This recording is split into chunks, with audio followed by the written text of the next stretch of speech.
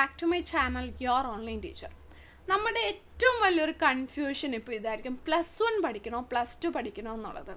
ഇതിൽ കൃത്യമായിട്ട് ആരും നിങ്ങൾക്ക് പറഞ്ഞു തരാത്തൊരു മറുപടി പറഞ്ഞു തരാൻ വേണ്ടിയിട്ട് തന്നെ മിസ് ഈ വീഡിയോ ചെയ്തത്. അതുകൊണ്ട് ഇടയ്ക്ക് ഭാഗം മാത്രം കണ്ടുകൊണ്ട് ഇത് വിലയിരുത്തരുത്. ആദ്യം മുതൽ അവസാനം വരെ each and every point clear ആയിട്ട് കേട്ടാലാണ് ഇതിന് ഫുൾ കൺസെപ്റ്റ് മനസ്സിലാവുള്ളൂ, എന്തുകൊണ്ടാണ് അത് ഇതെന്ന് പറയുന്നതെന്നുള്ളത്. ഇപ്പോൾ സേ ഫോർ എക്സാമ്പിൾ, ഇപ്പോൾ നിങ്ങൾ +1 അക്കൗണ്ടൻസി ഇംപ്രൂവ് ചെയ്യുന്നുണ്ട്.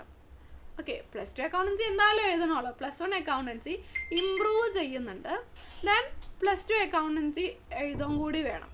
അപ്പോൾ അങ്ങനെ വരുന്ന സമയത്ത് ഇതിലേതാണ് ഇപ്പോൾ പഠിക്കേണ്ടതെന്നുള്ളൊരു കൺഫ്യൂഷൻ ഉണ്ടാകും. അപ്പോൾ അതിൽ ഏറ്റവും നല്ലൊരു വഴി, നിങ്ങൾ എന്താണ് നിങ്ങളുടെ ലക്ഷ്യം എന്നുള്ളതനുസരിച്ചിട്ടിരിക്കും. അതായത് നിങ്ങളുടെ ലക്ഷ്യം ഒരു പാസ് മാർക്കാണ്, എങ്ങനെയെങ്കിലും ഒന്ന് പാസ്സാകണം എന്നാണ് നിങ്ങളുടെ എയിമെങ്കിൽ നിങ്ങൾ ഫോക്കസ് ചെയ്യേണ്ടത് +2 അല്ല, +1 അക്കൗണ്ടൻസി ഇമ്പ്രൂവ് ചെയ്യാനാണ്. എന്തുകൊണ്ടാണ്? ബിക്കോസ് +2 അക്കൗണ്ടൻസിയിൽ നമ്മൾ പാസ്സാകാൻ വേണ്ടിയിട്ട് ഇടുന്ന എഫേർട്ടിൻ്റെ വെറും 1/3 എഫേർട്ട് +1 അക്കൗണ്ടൻസിയിൽ ഇട്ടാൽ +1 അക്കൗണ്ടൻസിയിൽ നല്ല മാർക്ക് കിട്ടും. കാരണം സിലബസ് വളരെ ഈസിയാണ്, ടഫായിട്ട് ചോദിക്കാനുള്ള ക്വസ്റ്റ്യൻസ് ഒന്നും ഇതിലില്ല. അപ്പോൾ അതുകൊണ്ട് തന്നെ പാസ്സായപ്പോൾ അത് +2 തന്നെ പാസ്സാകണമെന്നില്ലല്ലോ, +1 പഠിച്ചും പാസ്സാകാൻ വേണ്ടിയിട്ട് പറ്റും. അപ്പോൾ അതാണ് നിങ്ങളുടെ പാസ് മാർക്ക് ലക്ഷ്യം വയ്ക്കുന്നവരാണെങ്കിൽ +1 ഇമ്പ്രൂവ് ചെയ്യുന്നുണ്ടെങ്കിൽ, അല്ലെങ്കിൽ പിന്നെ ഓപ്ഷൻ ഇല്ല, +2 തന്നെ പഠിക്കണം. +1 ഇമ്പ്രൂവ് ചെയ്യുന്നുണ്ടെങ്കിൽ +2 കുറച്ച് പഠിച്ചിട്ട് +1 കൂടുതൽ പഠിക്കാം. ഇത് നിങ്ങൾക്ക് ആരും പറഞ്ഞു തന്നിട്ടുണ്ടാവില്ല. പക്ഷെ അങ്ങനെ ചെയ്യും. നമുക്ക് സ്മാർട്ട് വർക്കാണ് വേണ്ടത്, ഹാർഡ് വർക്കല്ല. ഹാർഡ് വർക്കിനേക്കാളും കൂടുതൽ നമുക്ക് സ്മാർട്ട് വർക്കാണ് വേണ്ടത്. അതുകൊണ്ട് നിങ്ങൾ എന്ത് ചെയ്യണം?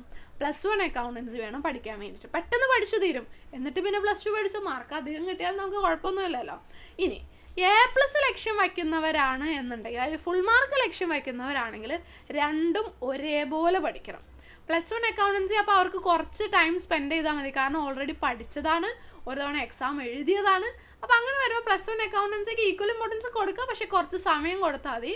+2 അക്കൗണ്ടൻസി കൂടുതൽ പഠിക്കുക, കാരണം അത് നമ്മൾ പഠിച്ചിട്ടില്ല, ഇപ്പോൾ പഠിക്കുന്നേ ഉള്ളൂ അല്ലേ. അപ്പോൾ അങ്ങനെ ചെയ്യാം.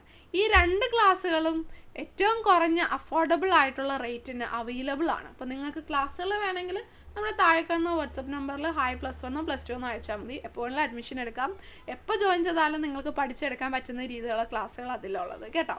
അപ്പോൾ ഇമ്പ്രൂവ് ചെയ്യുന്നവർ ഒന്നിലധികം ഇപ്പോൾ അക്കൗണ്ടൻസിയും എക്കണോമിക്സും ഇമ്പ്രൂവ് ചെയ്യുന്നുണ്ട്, സാധാ +2 എഴുതാൻ വേണം, പാസ്സായിട്ടില്ല, +1 പാസ്സായിട്ടില്ല, എങ്ങനെയെങ്കിലും രണ്ടും കൂടി ഡബിൾ പാസ് മതിയെങ്കിൽ നിങ്ങൾ ഫോക്കസ് ചെയ്യേണ്ടത് +1 അക്കൗണ്ടൻസിയും +1 എക്കണോമിക്സും ആണ്.